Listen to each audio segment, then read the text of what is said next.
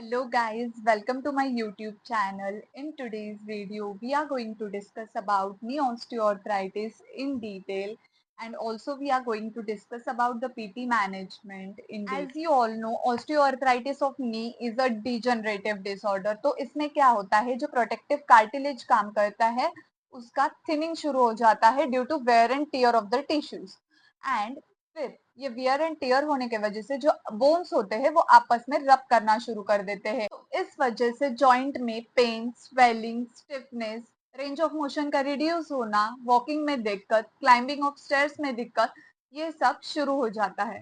So why osteoarthritis is more common in knee joint? क्योंकि नी हमारा wait bear करता है वाइल वॉकिंग, क्लाइंबिंग और बहुत सारी डेली एक्टिविटीज में।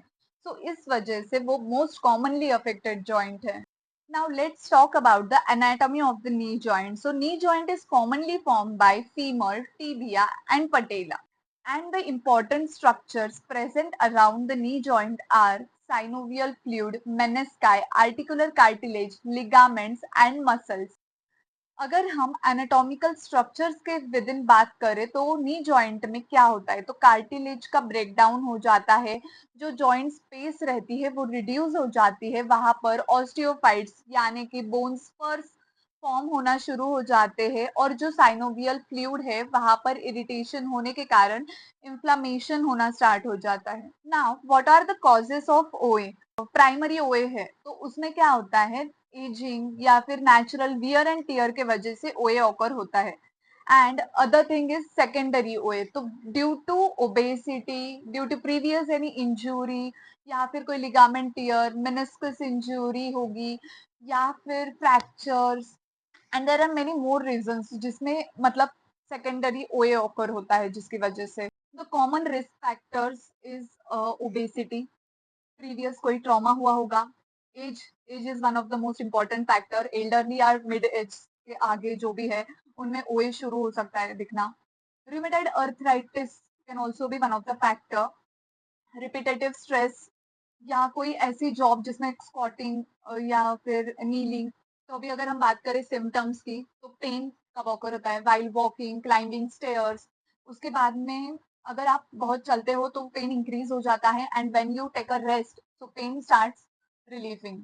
स्टिफनेस, प्रोलॉन्ग सिटिंग के बाद में जॉइंट में स्टिफनेस होना, बाद में क्रेपिटस साउंड हियर करना व्हेन आप नी फ्लेक्शन एक्सटेंशन करवा रहे हो, you hear a sound like crepitus crackling sound, that one is the point. Swelling, swelling जो इन्फ्लामेशन अंदर हो रहा है उसके वजह से माइल्ड जॉइंट स्वेलिंग आपको दिक्कत आ सकती है जॉइंट पर।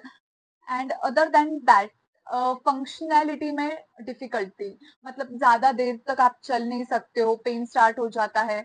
Other than that the activities, आप क्रॉस सिटिंग में बैठ नहीं सकते हो and many more factors like this. और जो डिफॉर्मिटी नी ओए होने के बाद जो हमें नी जॉइंट में दिक्कत आती है दैट इज वायरस डिफॉर्मिटी, बो leg like knee structure is very common. So as a physiotherapist, clinical examination में हम pain, swelling, range of motion, gait pattern और muscle strength ये commonly check करते हैं नी ओए में। एक्सरे फाइंडिंग्स में हम जॉइंट स्पेस रिड्यूस, उसके 4 ग्रेड होते हैं आइडेंटिफाई करने के लिए कि मतलब कौन सी स्टेज है नी ओए की, वो मैं यहाँ पर डिस्प्ले कर दूंगी। उसके बाद हम ऑस्टियोफाइट्स जो कि बोन स्पर्स फॉर्म हो जाते हैं वो एक्सरे में आइडेंटिफाई कर सकते हैं। उसके बाद सब कॉन्ड्रल स्क्लेरोसिस या फिर कोई बोन डिफॉर्मिटी, ये सब चीजें हम एक्सरे पर डिटेक्ट कर सकते हैं। तो ये सब था नी ओए के बारे में। Now we will come to the physiotherapy management of knee OA. तो कंजर्वेटिव मैनेजमेंट में फिजियोथेरेपी एक बहुत ही ज्यादा इसेंशियल रोल प्ले करती है in knee OA. So let's see, so as a physiotherapist अभी क्या गोल्स हो सकते हैं हमारे? तो firstly reduce pain, reduce pain, हमें पेशेंट का पेन रिड्यूस करवाना है। उसके बाद में मोबिलिटी इंप्रूव करानी है, स्ट्रेंथ ऑफ मसल्स इंप्रूव कराना है and then the balance, functional abilities, ये सब हमें इंप्रूव कराने हैं। So firstly for pain management तो हमें हॉट पैक हम यूज कर सकते हैं 10 to 15 मिनट्स के लिए, स्टिफनेस कम करने के लिए और ब्लड सर्कुलेशन इंप्रूव करने के लिए। Other than that cold therapy भी हम यूज कर सकते हैं इफ देर इज स्वेलिंग या इन्फ्लामेशन की जो स्टेज है नी ओए की, तो उस स्टेज में cold therapy is very much important and very much more effective to reduce the swelling. In pain management हम मोडालिटीज भी यूज कर सकते हैं, TENS, IFT and ultrasound. Ultrasound for healing the tissues and reduce the swelling. It is very much beneficial. And then comes for to reduce the pain signals, TENS and IFT very much better and effective. Now the exercise therapy. See, exercise therapy is the cornerstone of the physiotherapy management. So exercise therapy may firstly start with the ankle toe movements, very basic and improves blood circulation. So that one is essential. Then come on heel slides. So slowly ask the patient to flex the knee and extend the knee. That is important. उसके बाद में आप hamstring and quadricep मतलब जो static hams and quads हम बोलते हैं वो हम patient को prescribe कर सकते हैं. So in this, firstly initially starts with a less repetition and hold, and then slightly improve as per patient's ability to do it. See, everyone's pain is different. Everyone's capacity to do the exercise is different. So slowly progress the exercise. Don't just bombard that exercise in one single time, that do 10 repetition, 10-second hold in the one single day. Then comes the stretching. Stretching will help to reduce the pain and reduce the stiffness. So hamstring stretching, calf stretching, quadricep stretching, the 30-second holds, as I said, that do hams and quad sets. So that is beneficial for strengthening of the muscles around the knee joint. Strengthening is one of the things which will help for long term. Then comes dynamic chords. Dynamic chords is also very much essential. Then how slowly you have to progress it. So introduce sit to stand training to the patient.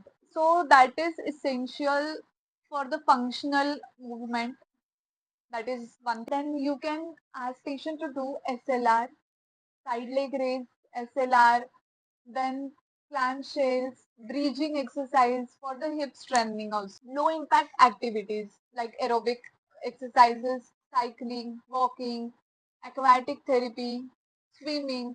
This will also help to reduce pain and improve functional mobility. So in manual therapy, you all can give soft tissue mobilization, patellar mobilization, soft tissue release. So that will help to reduce pain and improve the joint functioning. It will reduce the stress over the joint. ओए patient में ना ऑफनली क्या होता है, fall के chances होते हैं. एक तो एल्डरली पेशेंट में ओए नहीं बहुत कॉमन है. So balance and proprioceptive training is very much important. तो उसमें आप tandem walking, single leg standing, then balance training, ये सब करवा के लो so that the patient will not get affected और fall. Now comes gait training. तो ये भी बहुत इंपॉर्टेंट फैक्टर है. केन का यूज कैसे करना है, जो नॉन अफेक्टेड साइड है उस हाथ में केन देना है, and how to walk with canes. तो इनमें अभी कुछ चीजें हैं जो आपको पेशेंट को बतानी है, लाइक कि आपको मतलब प्रोलॉन्ग टाइम के लिए सिटिंग अवॉइड करना है, वॉकिंग भी अगर प्रोलॉन्ग है तो वो अवॉइड करना है. तो भी इन सब में आपको पेशेंट एजुकेशन का भी एक बहुत इंपॉर्टेंट रोल आता है कि आपको पेशेंट को क्या बताना है. तो you have to tell that कि प्रोलॉन्ग स्क्वाटिंग अवॉइड करे, या फिर जो फुटवेयर है वो प्रॉपर यूज करे. Then comes cross sitting. Long time के लिए क्रॉस सिटिंग में बैठे नहीं, या फिर क्रॉस सिटिंग अवॉइड ही करे. सो या that's all for today's video. Hope आपको ये कंडीशन थोड़ी समझ में आई होगी एंड थोड़ा पीटी मैनेजमेंट इसमें कैसे होता है ये ध्यान में आया होगा. इस सब के जो डिटेल नोट्स है मैं आपको प्रोवाइड करूंगी मेरे इंस्टाग्राम चैनल पर. मैं लिंक डिस्क्रिप्शन में दे दूंगी. You just have to go there and ask for the notes. I will give you there. And thanks for watching. Like share और सब्सक्राइब करें ऐसे बहुत सारी वीडियोस के लिए. मतलब मैं और ऐसे कंडीशंस एंड ऑल यहाँ पर डिस्कस करूंगी. Hope so it's helpful for you. Thanks for watching. Bye bye.